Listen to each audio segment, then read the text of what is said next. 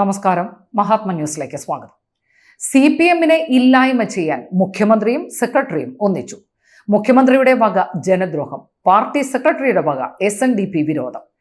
കേരളത്തിൽ എന്നല്ല, ദേശീയ തലത്തിൽ തന്നെ കമ്മ്യൂണിസ്റ്റ് പാർട്ടികൾ വലിയ ക്ഷീണത്തിലാണ്. കേരളത്തിൽ മാത്രമാണ് കമ്മ്യൂണിസ്റ്റ് പാർട്ടികൾക്ക് ഒരു സർക്കാരുള്ളത്. ഈ പറയുന്ന കേരള സർക്കാരും ഭാവിയുടെ കാര്യത്തിൽ ആശങ്കയിലാണ്.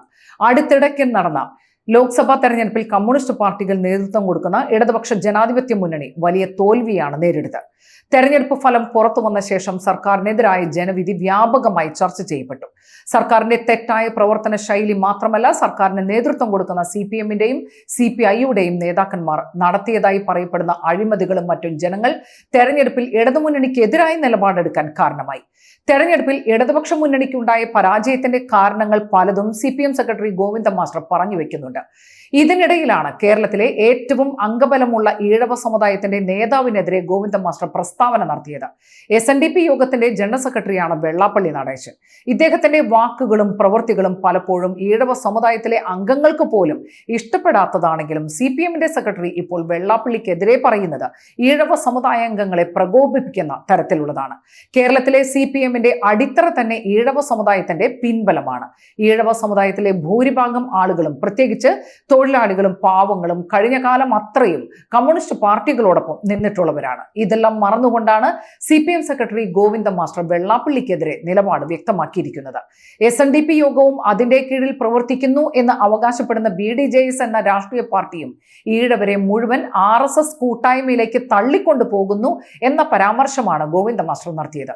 എന്നാൽ CPM സെക്രട്ടറി ഇത്തരത്തിൽ ഒരു പ്രസ്താവന നടത്തിയതിന്റെ പിന്നിൽ മറ്റൊരു രാഷ്ട്രീയ അജണ്ടയുണ്ട്.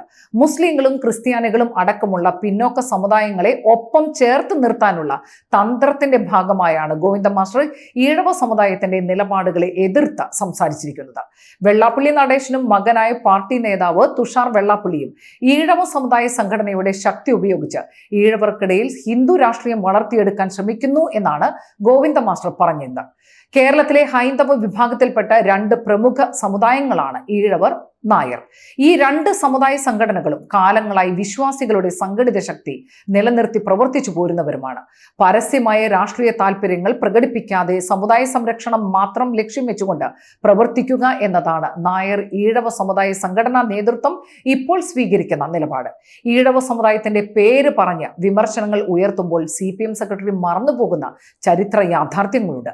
കേരളത്തിൽ കമ്മ്യൂണിസ്റ്റ് പ്രസ്ഥാനത്തെ വളർത്തിക്കൊണ്ടുവന്നതും അധികാരത്തിൽ എത്തിച്ചതുമെല്ലാം ഈഴവ സമുദായത്തിലെ അംഗങ്ങളുടെ ശക്തമായ സാന്നിധ്യം കൊണ്ടും പ്രവർത്തനങ്ങൾ കൊണ്ടുമായിരുന്നു. യഥാർത്ഥത്തിൽ കമ്മ്യൂണിസ്റ്റ് പാർട്ടിയിലെ നേതൃനിരയിൽ എത്തിയവർ പോലും ഭൂരിഭാഗവും ഈഴവ സമുദായത്തെ വളർത്തിയെടുത്ത നേതാക്കളായിരുന്നു. അതുകൊണ്ട് തന്നെ കമ്മ്യൂണിസ്റ്റ് പാർട്ടികൾക്ക് കേരളത്തിൽ ശക്തമായി വേരുറപ്പിക്കാൻ കഴിയുകയും ചെയ്തിരുന്നു. ഇപ്പോൾ CPM സെക്രട്ടറി ഈഴവ സമുദായത്തെ പേരെടുത്ത് വിമർശിക്കുമ്പോൾ സ്വന്തം പാർട്ടിയുടെ അടിത്തറയ്ക്ക് ഇളക്കം ഉണ്ടാകുന്നു എന്ന കാര്യം മറന്നുപോവുകയാണ്. കേരളത്തിൽ രാഷ്ട്രീയ ശക്തി എന്ന നിലയ്ക്ക് പ്രാധാന്യമുണ്ടെങ്കിലും ഇവിടെ പ്രവർത്തിക്കുന്ന കമ്മ്യൂണിസ്റ്റ് പാർട്ടികൾ ചരിത്രത്തിൽ ഒരിക്കലും നേരിടാത്ത പ്രതിസന്ധിയെ നേരിട്ടുകൊണ്ടിരിക്കുകയാണ്.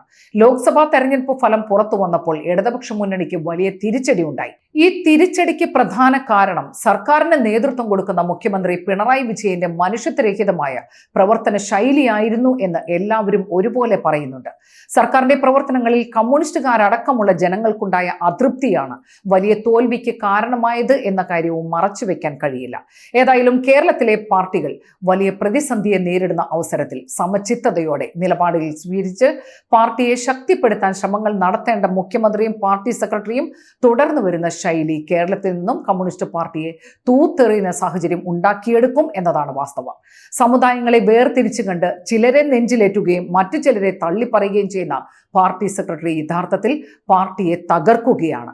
ജനവികാരം തിരിച്ചറിഞ്ഞിട്ടും ഭരണത്തിൽ ശൈലി മാറ്റുവാനും സ്വന്തം സ്വഭാവത്തിലെ തെറ്റായ രീതികൾ അവസാനിപ്പിക്കുവാനും മുഖ്യമന്ത്രി തയ്യാറാകാതെ വരികയും ചെയ്യുന്ന രാഷ്ട്രീയ അന്തരീക്ഷം കേരളത്തിലെ കമ്മ്യൂണിസ്റ്റ് പ്രസ്ഥാനങ്ങളുടെ ശവക്കുഴി തോണ്ടലായി മാറും എന്നത് ഇവർ തന്നെ തിരിച്ചറിഞ്ഞാൽ നന്നായിരുന്നു. നന്ദി, നമസ്കാരം.